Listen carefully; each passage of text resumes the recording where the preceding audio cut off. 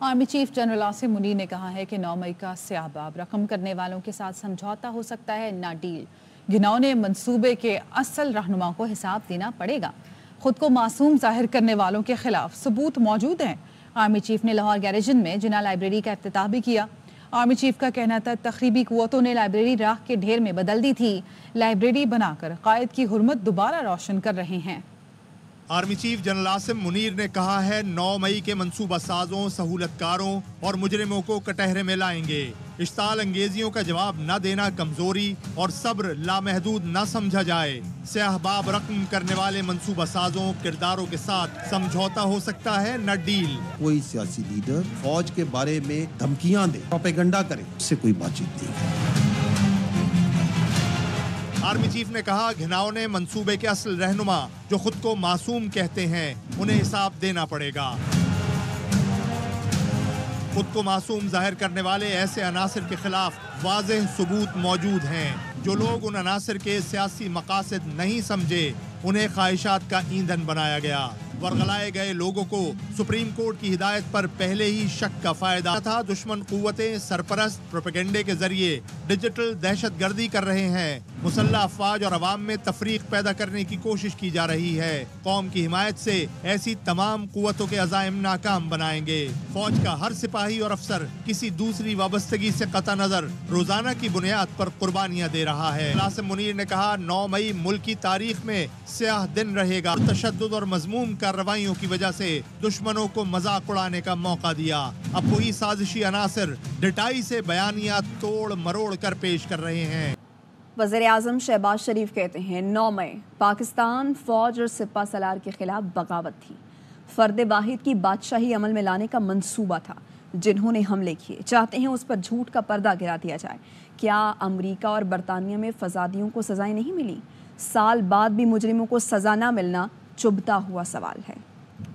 9 مئی کا ناپاک منصوبہ یہ نہ صرف پاکستان کے خلاف سازش تھی، بغاوت تھی، افواج پاکستان کے خلاف بغاوت تھی، اور جو سپہ سالار ہیں جنرل عاصم منیر ان کے خلاف بغاوت تھی۔ 9 مئی کا اصل مقصد جمہوریت کا خاتمہ، آئین کو دفن کرنا اور فرد واحد کی بادشاہی اور ڈکٹیٹرشپ کا قیام عمل میں لانے کا مذموم منصوبہ تھا۔ جنہوں نے حملے کیے وہ چاہتے ہیں کہ آج اس کے اوپر جھوٹ کا پردہ گرا دیا جائے۔ کیا امریکہ میں اور برطانیہ میں فسادیوں کو سزائیں نہیں دی گئیں؟ کیا وجہ ہے؟ 1 سال گزرنے کے باوجود 9 مئی کے مجرموں کو اب تک سزا نہ مل سکی۔ یہ ہے وہ چپتا ہوا سوال جو پوری قوم پوچھتی ہے۔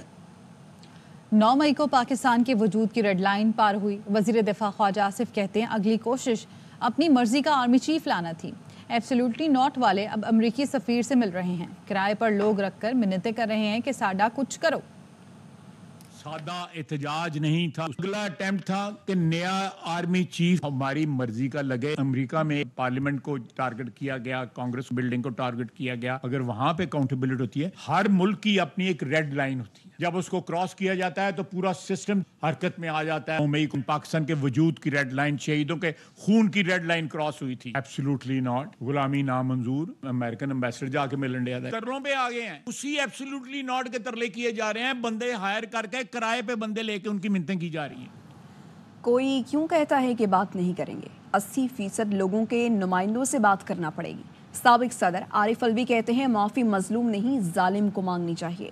جیل میں بانی پی ٹی آئی سے ملاقات کے بعد میڈیا سے گفتگو میں کہا یہ کیا منطق ہے کہ 70% لوگ غلط اور چند لوگ صحیح ہیں۔ بانی پی ٹی آئی کا احسان ہے کہ پرامن رہنا چاہتے ہیں۔ 9 مئی کے ذمہ داروں کو سزا ملنی چاہیے۔ ثابت کر دیا 70 سے 80% تک عمران خان صاحب کی پاپولیرٹی ہے۔ بات کرنی پڑے گی، 80% لوگوں کے نمائندوں سے بات کرنی پڑے گی۔